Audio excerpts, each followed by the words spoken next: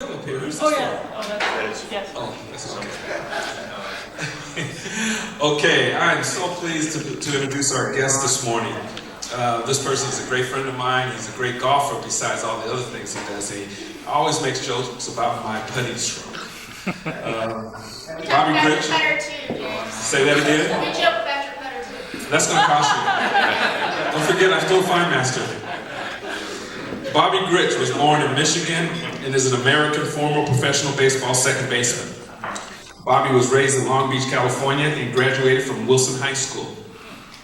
Signed his first professional baseball contract right out of high school as a #1 draft choice, 17th in the nation, by the Baltimore Orioles in 1967. Played 4 years in the minor leagues, earning Minor League Player of the Year in 1971, hitting .336 with 32 home runs. Ooh. Played with the Baltimore Orioles from 1970 to 1976 and California Angels from 1977 to 1986. He earned 4 Gold Gloves at second base, setting an all-time Major League fielding record in 1973, handling 992 total chances with a total of 5 errors for a fielding percentage of .998. Wow. In 1973, the Orioles traded Davey Johnson to the Atlanta Braves in order to make room for Bobby at second base. He was an excellent fielder with good range, soft hands, and a good arm, and was steady turning the double play. With the bat, Bobby hit 19 home runs with 82 runs batted in 1974. Then in 1979, he batted .294, adding 30 home runs and 101 runs batted in. But he had his best offensive performance in the strike short 1981 season. Bobby tied the lead in home runs, 22, along with Tony Armas, Dwight Evans, and Eddie Murray. That year, he led in the slugging average of .543 and hit a career-high .304. Bobby became a free agent and signed with the California Angels in 1977 and played 10 years for the Angels. Bobby was on division championship teams in 1979, 1982, and 1986 with the Angels. Was an All-Star 6 times and a member of the Baltimore Orioles and Los Angeles Angels Hall of Fame. Bobby now works in the Angels front office as well as being a vice president of major accounts for Fidelity National Title.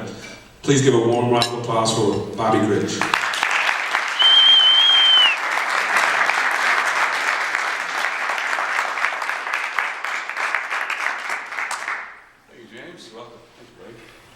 How's everybody doing? Great. All right, this seems like a fun crowd here. James, thank you for that great introduction. You know what? James and I played a little golf together, and he said, will you come to the Rotary and talk? And I said, well, I don't know. He says, what are you doing? I'm going to beat the hell out of him. Since he's a lot faster than I am, I said, okay, I'll beat him. So, talk about golf and putting. And what I give a bad time about is James likes to putt with one hand. He gets up like this, he lines the putt up, and he puts his hand down the side, and he goes like this. Of course, he misses it. I said, James, why do you think God gave you 2 hands, dude? Put them both on the putter, will you?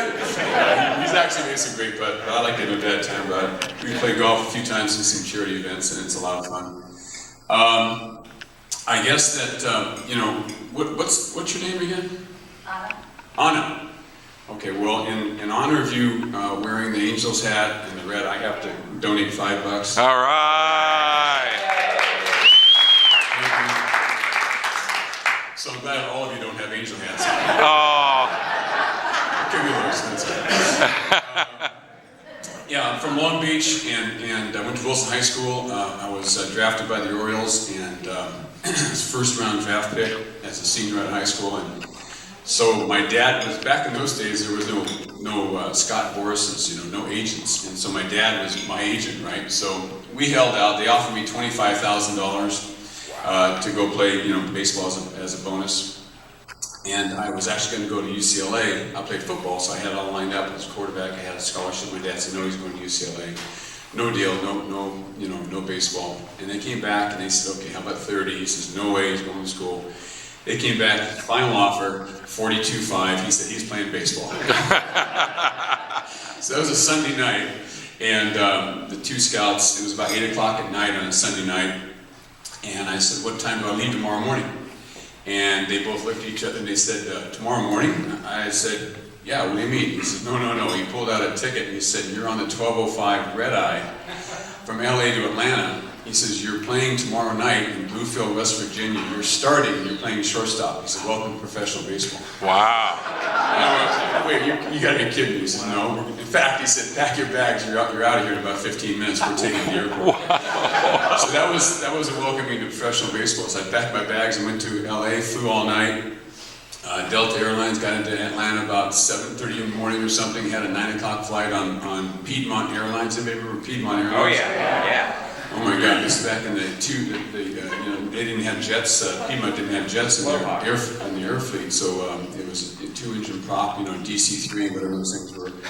And it was July 3rd, and Bluefield, West Virginia was a 4th stop. Okay, so it was called the Knuckleball Express because we went over the Appalachian Mountains and it was a hot, humid thunderstorm day. So up and down and da-da-da. Anyway, make a long story short, about 3 bags later, I landed in Bluefield. I'm the color of this carpet right here. And I just kind of walk off and the guy goes, come out to the ballpark. So I go to the ballpark, I go straight to the ballpark. It's in the middle of the Appalachian Mountains, just a big forest around there. And a coal mining town, a little town of about 20,000 people. I've never been out of LA in my life. I go to this little coal mining town in the Appalachian Mountains. And the guy says, Joe Altobelli wants to see you. It's about 3:30 in the afternoon now, so I walk in the old locker room. It's this old wooden stadium.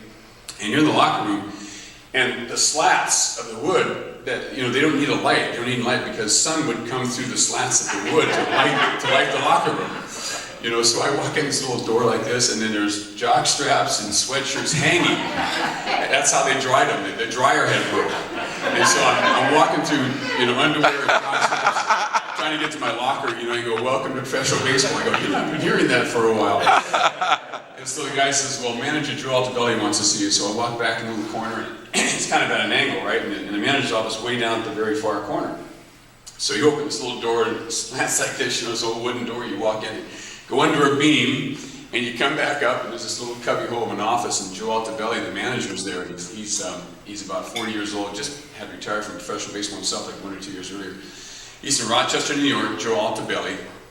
And he's obviously Italian, and he's got that slick back hair. He looks like a hitman for the mafia. In fact, I'm not sure he wasn't. And he's smoking Camel cigarettes with nicotine stains on his fingertips like this. And he looks at me and he's got his wife beater on, with underwear and shower shoes. And I walk in and he goes, he blows smoke in my face. And he says, so, you're Grich, huh? And I go, yes, sir. I'm all screwed up. I have no sleep, no food. And he takes another big puff out of his Camel. He goes like that. He says, so you ready to play some hardball?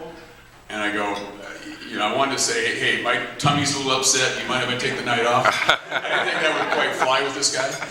So I said, yes, sir, I'm ready. He said, get out there on the field and I'll hit some ground balls. So I put on an all-wool uniform. Wow. Hand-me-downs from the Orioles. My number was 55. So these 2 big orange 55s on my back felt like a backpack, right? I get out there in shortstop. He hits ground balls to me probably for about 20 minutes to a half hour. It's about 92 degrees, about 95% humidity. I'm totally soaked. I'm totally screwed up. I come off the field.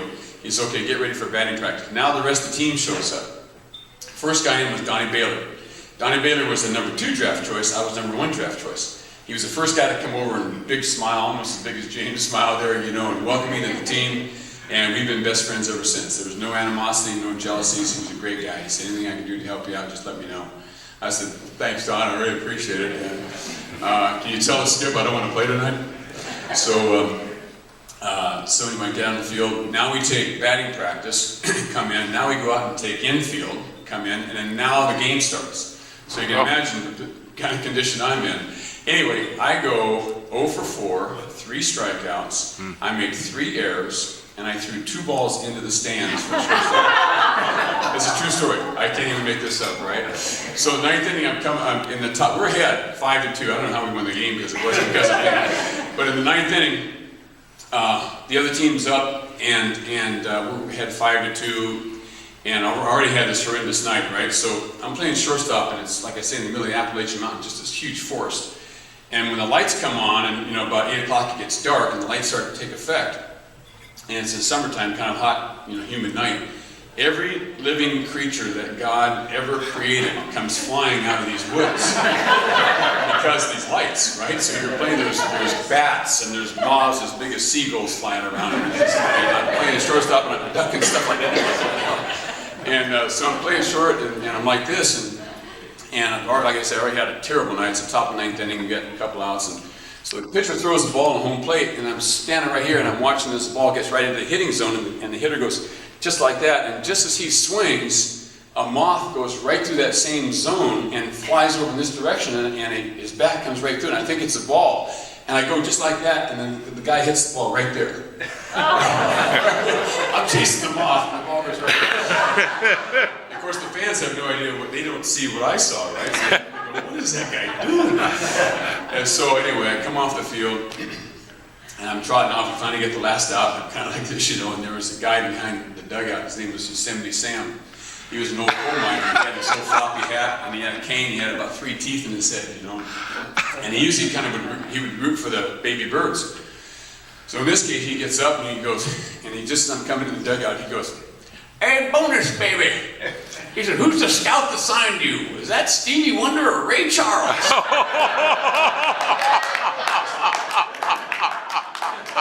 I was known as, Ray Charles.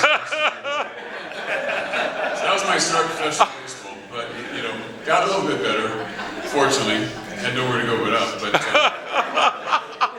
a couple years later, I go to Rochester, New York, and I went Bluefield, then I went to Stockton, and then I went to Dallas. So it was rookie, single A, double A, and Dallas is the Texas League, and Stockton's the California State League, and then I went to Rochester. It's called the International League, because Montreal and Havana, Cuba, were in that league originally.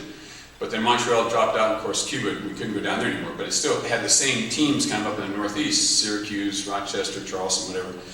And so I go to Rochester, and I'm playing shortstop, and I have a guy on my left who's second baseman, and I eventually went to second base, but right now I'm playing short. So we're on a bus. We had the funniest team. We had just a cast of characters. I mean, I couldn't wait to get to the ballpark because we'd be laughing for like 4 hours. We had just a real comedian from San Francisco named Billy. I don't need to go through the whole team name. Take my word for it, we had a funny team. So, but my second baseman was a graduate. He was an English literature major and a graduate of Westmont College up in Santa Barbara. In fact, his father was a professor there. So he signed a little bit later. I was 22, he was 24. He had a couple kids, he was much more mature and whatnot. And so we're on a bus trip, and we're all just laughing and just drinking some beers and hooting and hollering. And he's sitting next to me, and he's over in the corner, he's got that little overhead light on, he's writing, he's writing. I go, "Ronnie, dude, why don't you relax, man? You're always so uptight." I say, "Have a beer, these guys are really funny." He says, he looks at me and goes, "I know they are." I go, "What?" He says, "I'm writing all these one-liners down." I said, "You're writing all these one-liners down for what?" He said, "Someday I'm going to write a movie about this." I said, "Oh, okay, buddy." I said, "You make sure you give me a couple of tickets to your premiere showing." We laughed, So that was 1971. So fast forward 1984, I get a phone call. He said, "Grich, this is Ronnie." I go, "Yeah, what's up, man? How are you?" And I used to stay in touch with him. And he said, "I want you to go to my cast and crew showing of my new movie." He's now living in Hollywood. I said, "Come on, man, you got to be joking me." He said, "No, I'm serious." He said, "I wrote a movie, and I think it's going to be okay. I want you to go to Lorimar Telepictures up in Burbank. It's Studio C. It's way in the back of the lot. I'll leave you 2 tickets. It's just my cast and crew showing of just kind of the first cut." And I said, "Ronnie, I said, if this is a prank or something, I'm going to be pissed off." That's a lot. Excuse my language. That's a lot. I'm talking about baseball.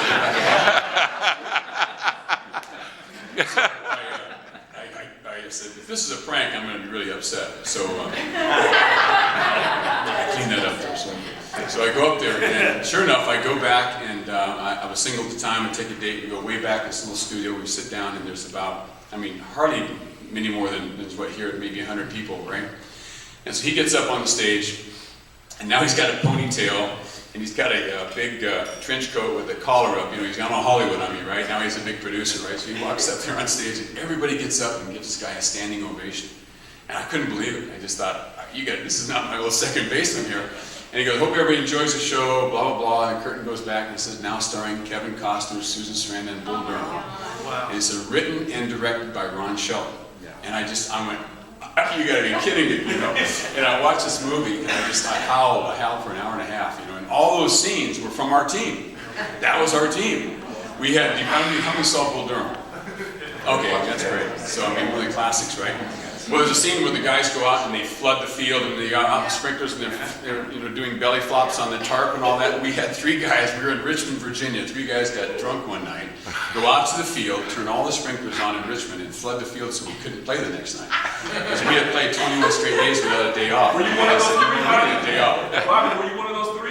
I was not one of those 3. People ask me which one I was. Remember Timothy Robinson, he had the girlfriend, and then for good luck he wore the garter belt? That wasn't me. That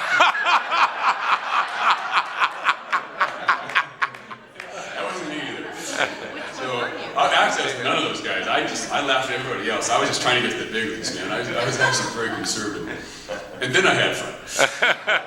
But, so anyway, last story, I don't know how much time I have, but so I get to the, how much time do I have? 5 minutes, okay, cool. So, let me see which one's the funniest one here. All right, here's the funny one. So,